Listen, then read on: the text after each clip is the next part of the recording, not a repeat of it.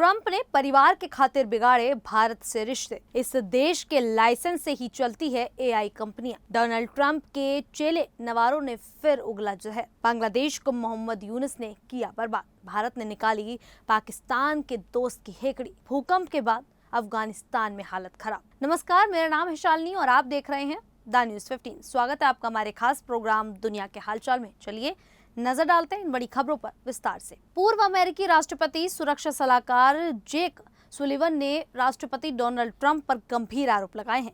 Sullivan का कहना है कि ट्रंप ने भारत अमेरिका संबंधों को कमजोर किया ताकि वे पाकिस्तान में अपने परिवार के बिजनेस को बढ़ावा दे सके। पाकिस्तान ने ट्रंप को नोबेल शांति पुरस्कार के लिए नामित किया और उनके परिवार को पाकिस्तान क्रिप्टो काउंसिल से जोड़ा। अप्रैल में हुए पहलगांव हमले के कुछ दिन बाद ट्रंप से जुड़ी company DT marks DEFI LLC की parent company world liberty financial ने PCC के साथ समझौता किया। इस कंपनी में ट्रंप परिवार की बड़ी हिस्सेदारी है। ट्रंप खुद कंपनी के चीफ क्रिप्टो एडवोकेट हैं, जबकि उनके बेटे एरिक और डोनाल्ड जूनियर वेब3 एम्बेसडर और छोटे बेटे बैनर DEFI बिजनरी हैं। इसके बाद ट्रंप ने पाकिस्तान के सेना प्रमुख को व्हाइट हाउस बुलाया और पाकिस्तान के साथ व्यापार समझौते किए। अमेरिका ने भारतीय सामानों पर भारी टैरिफ लगाकर भारत को नुकसान पहुंचाया। सुलिवन ने कहा कि ट्रंप के फैसलों से अमेरिका को रणनीतिक नुकसान हुआ है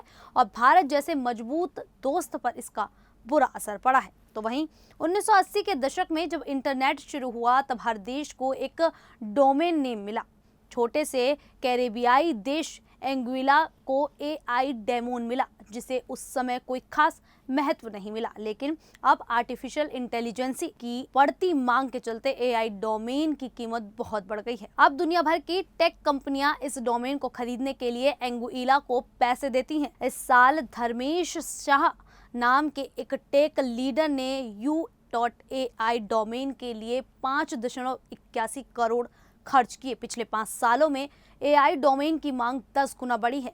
एंगुइला की आबादी सिर्फ 16,000 है और इसकी अर्थव्यवस्था पर्यटन पर निर्भर है, जो हर साल तूफानों से प्रभावित होती है। अब AI डोमेन की कमाई एंगुइला की अर्थव्यवस्था को सहारा दे रही है। 2024 में इससे उसे 342 करोड़ की कमाई हुई, जो उसकी कुल आय का लगभग 1/4 है। एंगुइला ने डोमेन मैनेजमेंट के लिए अमेरिका की कंपनी आइडेंटिटी डिजिटल से 5 साल का समझौता किया है। डोमेन की बिक्री और नीलामी से सरकार को अच्छी कमाई हो रही है। ऐसे ही तुवालू नाम के देश ने भी टीवी डोमेन से पैसे कमाए हैं। तो वहीं अमेरिका के राष्ट्रपति डोनाल्ड ट्रंप के व्यापार सलाहकार पीटर नवारो ने भारत, रूस और चीन के नेताओं की नजदीकी पर चिंता जताई है। उन्होंने कहा कि भारत के प्रधानमंत्री नरेंद्र मोदी को रूस और चीन जैसे तानाशाह के साथ नहीं, बल्कि अमेरिका, यूरोप और यूक्रेन के साथ होना चाहिए। ये बयान तब आया जब चीन के तिएनजिन शहर में हुए शंघाई सहयोग संगठन सम्मेलन में मोदी, पुतिन और शी जिनपिंग ने गर्मजोशी से मुलाकात की। नवारो ने कहा, भारत दुनिया का सबसे बड़ा लोकतंत्र है और ऐसे देश को रूस, चीन जैसे देशों से दूरी बनाकर रखनी चाहिए। उन्होंने भारत पर रूसी तेल खरीदने को लेकर भी नाराजगी जताई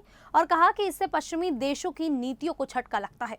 ट्रंप प्रशासन ने भारत पर 50% तक टैरिफ लगाया है, जिससे दोनों देशों के रिश्ते खराब हो गए हैं। भारत ने इन टैरिफ को अनुचित बताया है। नवारो ने भारत को टैरिफ का महाराजा कहा और आरोप लगाया कि भारत अमेरिकी सामान पर ज्यादा टैक्स लगाता है। उन्होंने भारत के ब्राह्मण समुदाय पर भी टिप्पणी की, जिसे भारत ने अनुचित बताया। भारत ने साफ किया कि वह राष्ट्रीय हित में रूसी तेल खरीदता रहेगा।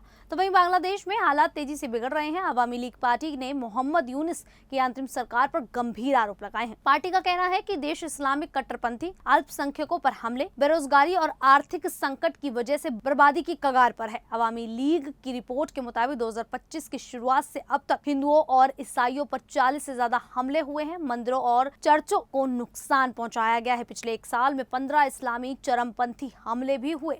महिलाओं की स्थिति भी चिंताजनक है। इस साल 6 महीने में 4,200 से ज्यादा बलात्कार के मामले सामने आए हैं, जिसमें 650 गैंगरेप शामिल है। ये आंकड़े पिछले साल से भी ज्यादा हैं। आर्थिक स्थिति भी खराब है। GDP ग्रोथ 6.1% से घटकर 2.3% रह गई है। महंगाई 12% से ऊपर है और खाद्य वस्तुएं 16% तक महंगी हो गई हैं। विदेशी मुद्रा भंडार तेजी से घटा है और बेरोजगारी बढ़ रही है। अवामी लीग ने निष्पक्ष चुनाव की मांग की है और यूनुस सरकार को NCP पार्टी से जुड़ा बताया। जो चुनाव में बाधा बन रही है। पार्टी ने कहा है कि अगर जल्द निष्पक्ष चुनाव नहीं हुए तो देश अराजकता में डूब जाएगा। तो वहीं शंघाई सहयोग संगठन में पूर्ण सदस्य बनने की अजरबैजान की उम्मीदों को झटका लगा है। अजरबैजान के राष्ट्रपति इल्हाम अलीयेव ने इसके लिए भारत को जिम्मेदार ठहराया। उन्होंने कहा कि भारत ने पाकिस्तान के साथ अजरबैजान की नजदीकी कारण उनकी सदस्यता रोक दी। ये बयान 1 सितंबर को चीन के तियानजिन शहर में हुए SCO सम्मेलन में आया, जहां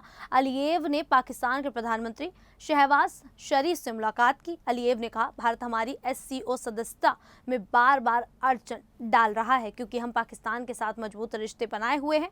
उन्होंने भारत पर अंतर्राष्ट्रीय मंचों पर बदले की भावना से काम करने का आरोप लगाया। अजरबैजान ने अप्रैल-मई 2025 में भारत पाकिस्तान तनाव के दौरान पाकिस्तान का समर्थन किया था। साथ ही वह चीन की बेल्ट एंड रोड योजना में भी शामिल है, जो भारत को पसंद नहीं है। भारत को अजरबैजान का कश्मीर मुद्दे पर पाकिस्तान का समर्थन और BRI में भागीदारी खटकती है क्योंकि यह प्रोजेक्ट पाकिस्तान के कब्जे वाले कश्मीर से होकर गुजरता है। भारत ने SCO में अपनी स्थिति का उपयोग कर अजरबैजान की पूर्ण सदस्यता रोक दी है, जिससे दोनों देशों के रिश्तों में तनाव बढ़ गया है। वहीं अफगानिस्तान के जलालाबाद में रविवार रात 6 तीव्रता का भूकंप आया, जिसमें 900 से ज्यादा लोगों की मौत हो गई है। 3000 से ज्यादा घायल हुए हैं। सबसे ज्यादा नुकसान कुनार प्रांत में हुआ। वहां लोग मलबे में दबे हुए हैं और रेस्क्यू के लिए पर्याप्त इंतजाम नहीं है।